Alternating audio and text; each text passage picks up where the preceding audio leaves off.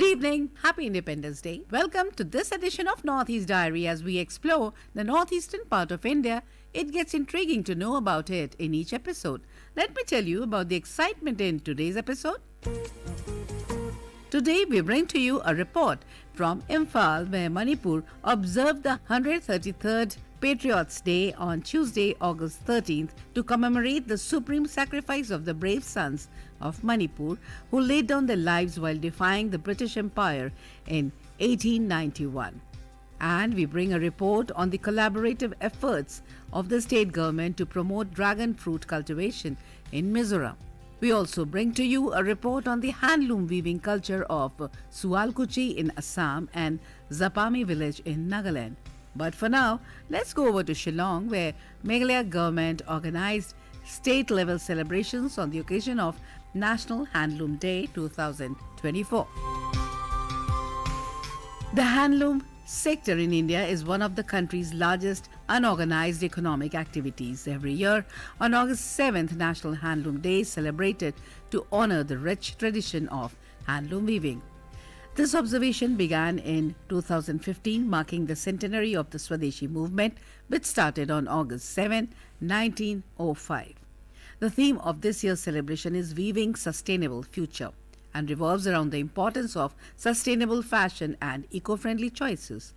The Department of Textiles celebrated National Handloom Day 2024 at the U Sosotham Auditorium in Shillong.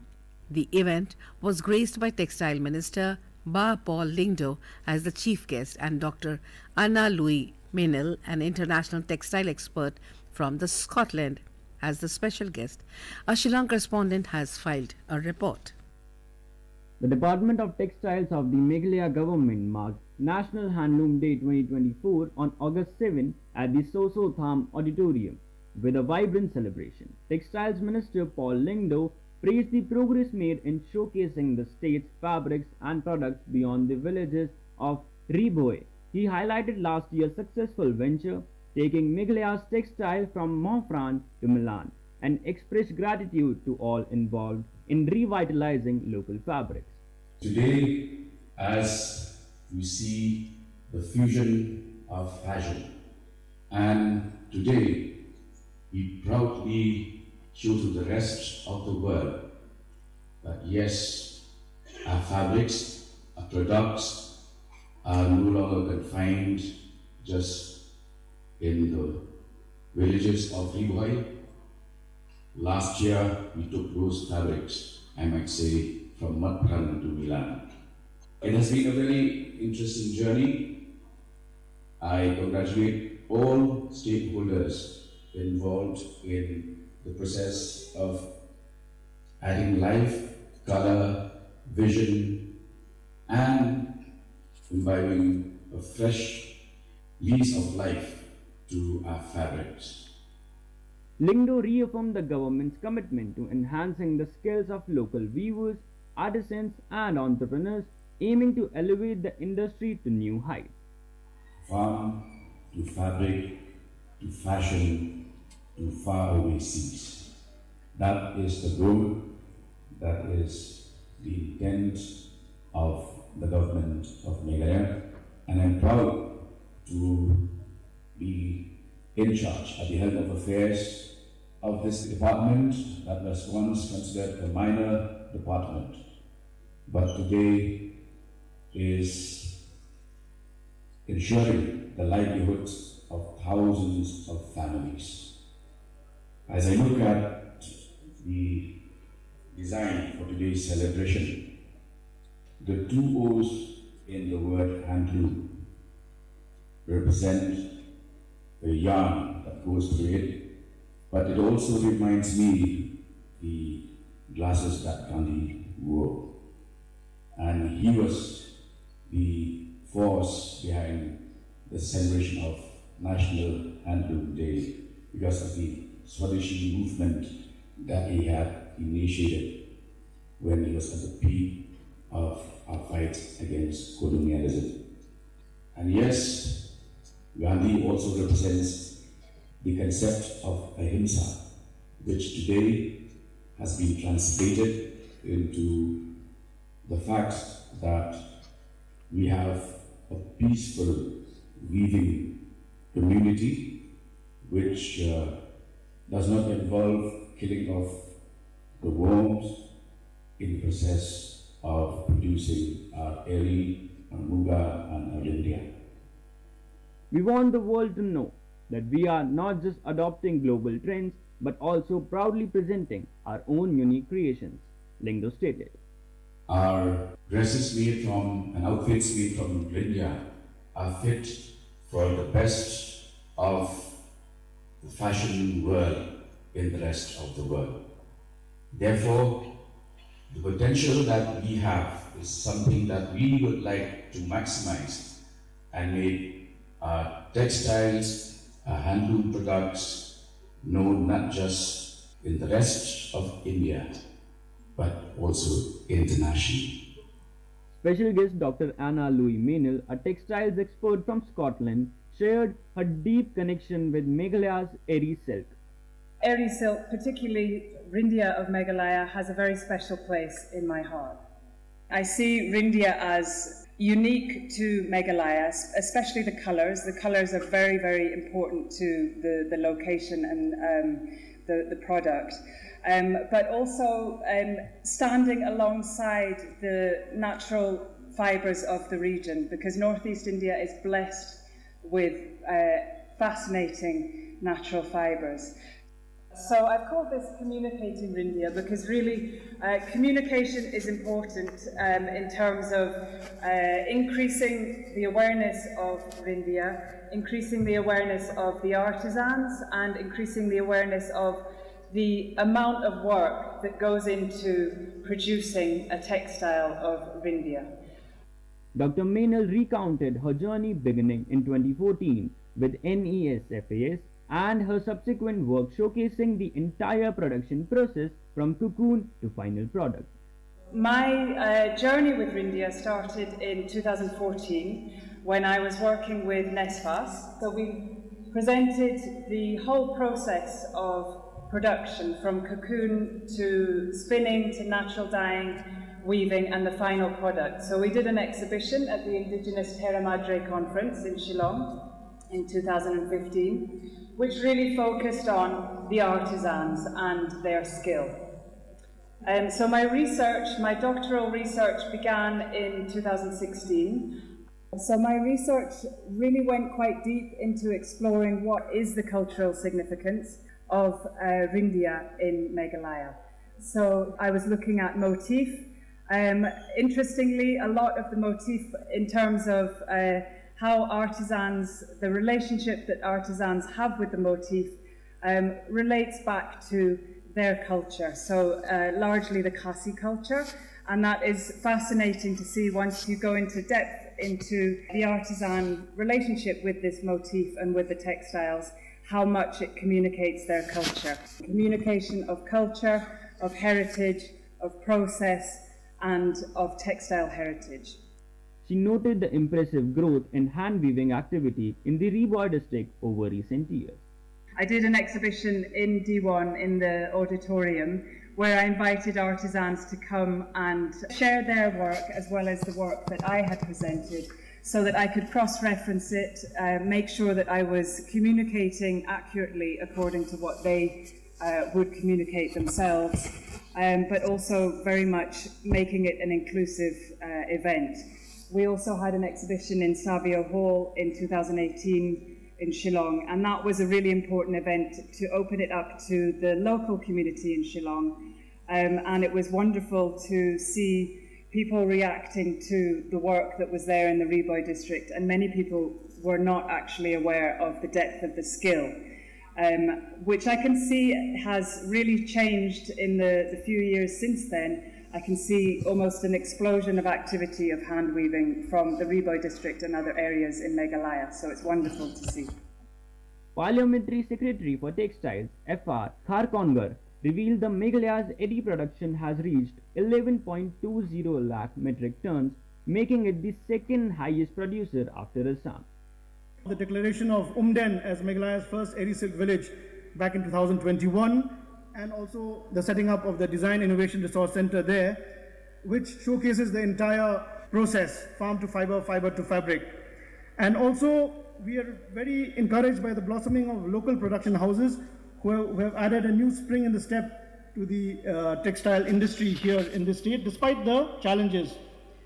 There's a quantum leap in the eri production, which now stands at almost about 11,20,000 plus metric tons, and we are in fact the second highest producer of eri after Assam, and also high quality eri cocoons. Whenever an honored guest comes to our state, the first article that he receives as a sign of welcome, he or she receives, is the eri stole.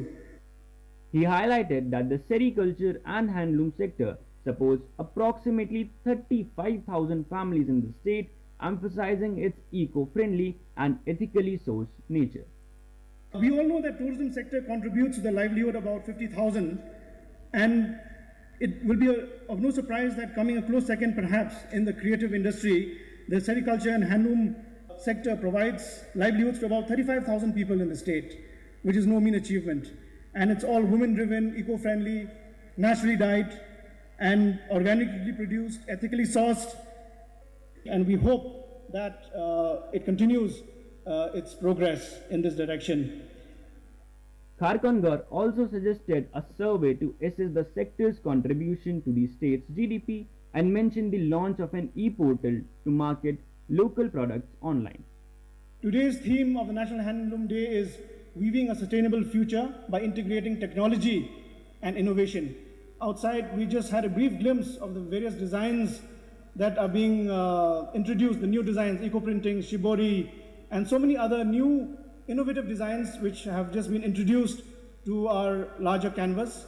So it's in line with that theme. And we also will be launching the e-portal, which will help market our local products on the digital space as well. The state is also seeking a geographical indication tag for Rindai, with hopes for a positive outcome later this year. Rindia, handloom and sericulture sector is intrinsically linked to our culture. In fact, I would like to say that it's rooted in nature, connected to culture. And we have also applied for the GI tag for the Rindia, and hopefully we will be able to get a GI tag for Rindia. The event featured a fashion show by K.L. Bajoria school students and renowned designer Daniel C.M. Additionally, Minister Lingdo released the Meghalaya Textile Directory cum Textile Atlas and unveiled the department's new e-portal. The Meghalaya government continues to support and preserve the traditional methods of rearing, spinning, dyeing and weaving, ensuring the state's unique fabrics gain both recognition and appreciation. This is Lakshya Taneja with Lam Frank Nongsprung reporting from Northeast Diary from AIR News Shillong.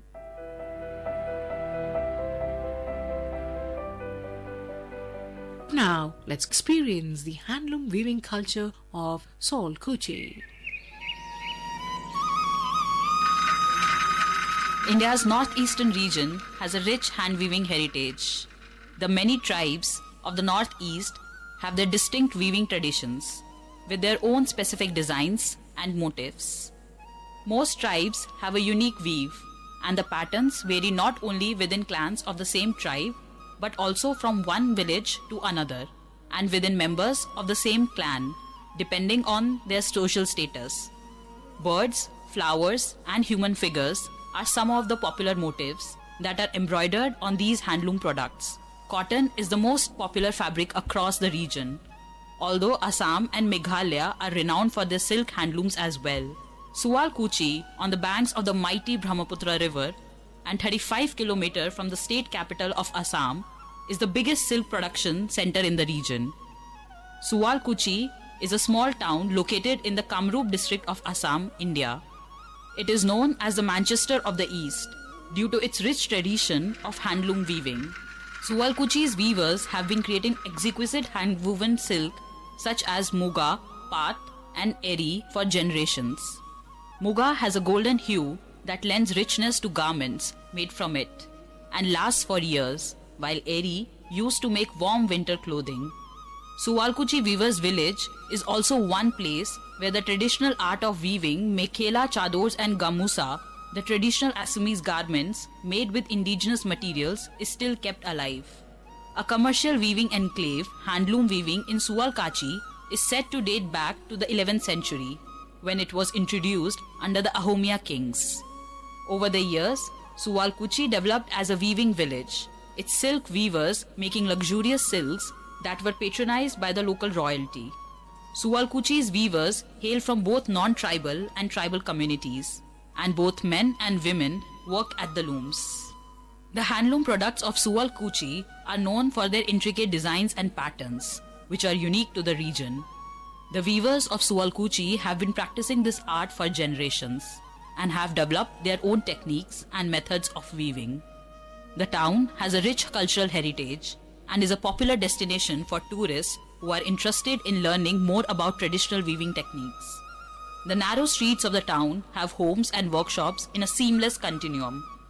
The streets are lined with small weaving units, producing textiles based on traditional Assamese designs. Weaving here is mostly done on frame looms fitted with jacquard mechanisms, enabling mass production of intricate motifs. Looms are typically made of wood and bamboo. In Sualkuchi village, with every other house turned into a small-scale workshop, one will find the residents engaged in various stages of weaving. People working the charkha to fill the bobbin with yarn will mostly definitely evoke the image of bygone era. For Northeast Diary, this is Nilofer with K. Chapola, Akashwani News, Guwahati. Traditional handloom weaving with natural dyes and colors has been an age-old process, but contemporizing these products for present market is still upcoming. The art of hand weaving is very popular in India and particularly in Nagaland amongst the Naga women, especially in the rural areas. The Nagas are best known for their shawls, in which 3 or more pieces are woven separately and later stitched together. This evening, we take to you to Zapami village in Phek district of Nagaland, where we will know an age-old practice of weaving made from yarn of stinging nettle plants called Thevona. And here is our correspondent giving you more information on this. Thevona, which translates as Thevo weaves, is an old-age practice of weaving made from yarn of stinging nettle plants. Considering the rich cultural heritage and the culture and historical attachment to Thevo, Zapami village on the Phek district of Nagaland is one of the early and the original traditional knowledge holders and producers of Thevo weaves. Let us know more about this traditional weaving practice of Zapami village from Lezote Creo. Hello, my name is Lezote Creo and I am from Zapami village. Thevo is an indigenous variety of stinging nettle plant abundantly found in the surrounding forest of Zapami village due to favorable climate and vegetation. The indigenous variety is also known as the giant Asian stinging nettles. Since ages, the ancestors extracted the organic fiber from the stinging nettle plant to weave Thevora, Thevo shawl. The fiber is processed through different levels to produce yarn for weaving. The raw fiber is harvested from the stinging nettle plant, and there are multiple levels of processing to produce yarn, as traditionally practiced. Since harvest, the organic fiber is refined into weavable and clothable yarn. As per the cultural heritage, the following steps are followed from the olden times till today. The organic fiber is extracted from the barks of the Thevo plants from the jungle known as Thevo law. It is harvested in between November to February. Thevo weaves are appropriated into modern designs and modern traditional wears for various uses and occasions. Besides using Thevora as a shawl by menfolk and womenfolk, the recent adaptations include women wrap-arounds and shawls, blazers for men, waistcoat, neckties, sashes, etc. for all age groups.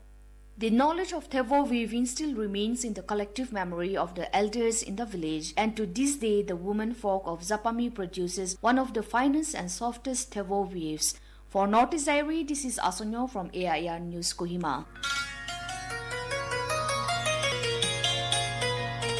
In Mizoram, the state government is spearheading a dynamic initiative to boost the cultivation and promotion of dragon fruits across the region. Our Aizawl correspondent Irene brings more insights into this exciting development. With the aim and objective of enriching the farmers' community of the state, Mizoram's Horticulture Department is working tirelessly for the promotion of dragon fruit in the state. Dragon fruit was first introduced in the state in the year 2014-15 and has been picked up by almost all the 11 districts of Mizoram. State Horticulture Department has taken up the initiative of dragon fruit cultivation and area expansion under centrally sponsored scheme like Mission for Integrated Development of Horticulture (MIDH). According to officials, the current yield is around 800 metric ton and has been exported outside the state as well. Promoting its cultivation, a 3-day dragon fruit extravaganza was recently organized in Aizawl.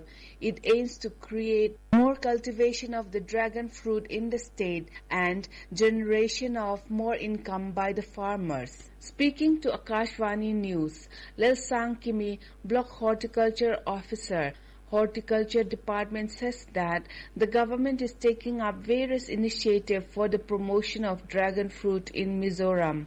She says, Dragon fruit cultivation in Mizoram started in the year 2014-15, and since then Mizoram has been a pioneer in dragon fruit cultivation not only in the northeast but in India as a whole. It is successfully grown in countries like Vietnam, Thailand, Malaysia, Burma and other southeastern countries. Dragon fruit is basically a climbing cactus which grows well in warm and humid conditions, which is why it is ideally suited for Mizoram. It is commercially propagated through cuttings. It is currently being cultivated in almost all districts of Mizoram and has been particularly successful in districts like Aizawl, Kolasip, Serchhip and Saitwal. With total aerial coverage of approximately 3.5 thousand hectares, the total yield as on August 24 in the state is 800 metric tons. Being an exotic crop, it has a very good market potential, not only in Mizoram but in India as a whole. In fact, Department of Mizoram has been facilitating its export to places like New Delhi and Uttarakhand. Mizoram has the potential for development of various horticulture projects, especially under CSS, Mission for Integrated Development of Horticulture, MIDH. Apart from dragon fruit, the State Horticulture Department is engaged in working towards the holistic growth of other horticulture sectors, covering fruits, vegetables, flowers, aromatic plants, and bamboo. Irene reporting from Aizawl.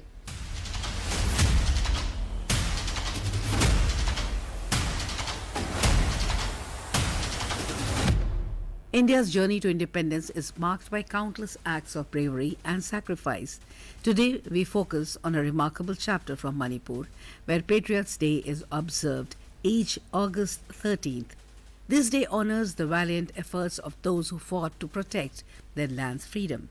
And to give us more insight into this significant commemoration, we turn to our Imphal correspondent, J.J. Thokcham.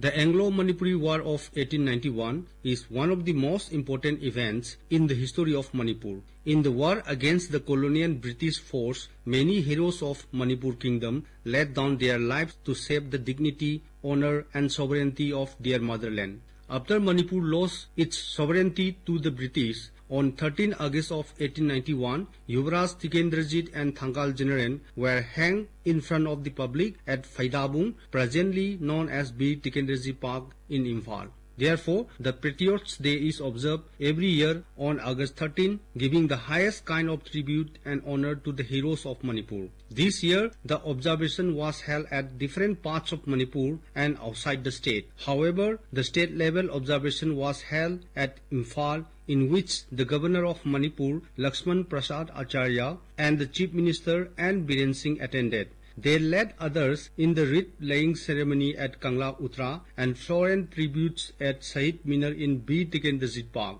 A guard of honor was presented by the contingents of Manipur Rifles, and floral tribute was also offered at the memorial stone of the exiled martyrs of the 1891 war. In his address to the gathering, the Governor of Manipur, Laxman Prasad Acharya, reminded us the heroic act of the people of Manipur in various battlefronts of the Anglo-Manipuri War of 1991, which showed the world of indominating courage of Manipuris. He said that education and awareness is important for upholding the values of patriotism passed down by our forefathers. He said, जहां युवराज thicken जी और थांगल general को आज ही के दिन 1891 में फांसी दे दी गई, वही अन्य 3 पुखरम्बम, काजाओ, निरंजन सूबेदार और चिरई नागा को 25 मई 1891, 8 जून 1891 और 13 अक्टूबर को सेंट्रल जेल परिसर में फांसी दे दी गई। आज हम उन सभी ज्ञात और अज्ञात लोगों के बलिदान को याद कर रहे हैं, जिन्होंने अदम्य और अजेय भावना का परिचय देते हुए अपनी मातृभूमि की स्वतंत्रता के लिए अपने प्राणों की आहुति दे दी। Delivering his speech in the ceremony, the Chief Minister N. Biren Singh said that there is no other thing which is more important than our motherland, and appealed to the people of the state to keep aside all differences and unitedly go together to bring peace and development in the state. Jajay Thoksom, Akashvani Samachar, Northeast Diary, Imphal. And now it's time to listen to this beautiful rendition of Vande Mataram by Octave Band in the Northeast.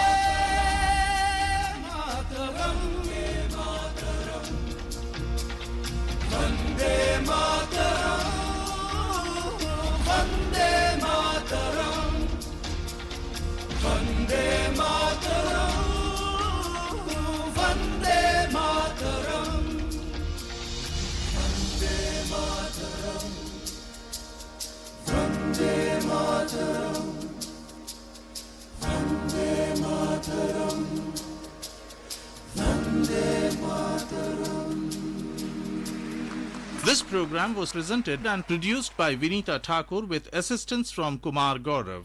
It was brought to you by the News Services Division of Akashvani.